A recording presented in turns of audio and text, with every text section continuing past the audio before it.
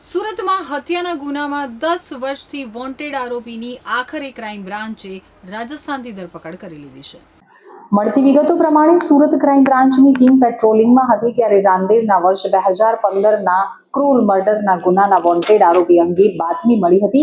Technical સર્વેલન્સના આધારે આરોપી રાજસ્થાનના પાકિસ્તાન બોર્ડર નજીક રામસર ખાતે હોવાની પાકી માહિતી મળતા ક્રાઇમ બ્રાન્ચની ટીમે રાજસ્થાનમાં ધામા નાખ્યા હતા, જ્યાં રણ પ્રદેશ વિસ્તારમાં દિવસો સુધી ગામડાનો વેશ ધારણ કરી અને પાકિસ્તાન બોર્ડર ઉપરથી આરોપી હબીબુલ્લાહ ઉર્ફે હબીબ સુલેમાન સમા तामलियार गराड़िया बस्ती रामसर वाडमेर राजस्थान रहवासी ने पकड़ी पाड्यो हतो।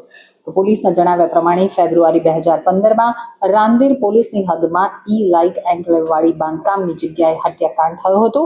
आरोपी हबीब आ बांधकामवाળી जग्याए हमवतनी बरकत हस्तक नौकरीए लाग्यो हतो।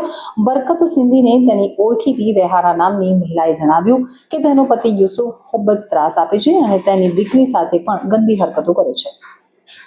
पति યુસુફથી છુટકારો तथा तलाक જોઈએ તેવી વાત રેહાનાએ કરતા બરકતે રેહાનાને તેના પતિ યુસુફ સાથે ઉસ્માન ભરૂચીની લાઇટ એન્ક્લેવ નામની સાઇટ ઉપર રાત્રિ દરમિયાન બોલાવી હતી, જ્યાં યુસુફને કુહાડીના 3 ઘા મારી માથું છૂંદી નાખી મોતને ઘાટ ઉતારી દેવાયો હતો। લાશની ઓળખ નહીં થાય તે માટે બરકતે સાથીદારો ઇમરાન ઇન્દ્રજીત ઉર્ફે ગુરુ તથા હબીબ સાથે મળી માથું ધડથી અલગ કરવા સાથે હાથ પગ કાપી લાશના 5 ટુકડા કરી દીધા હતા।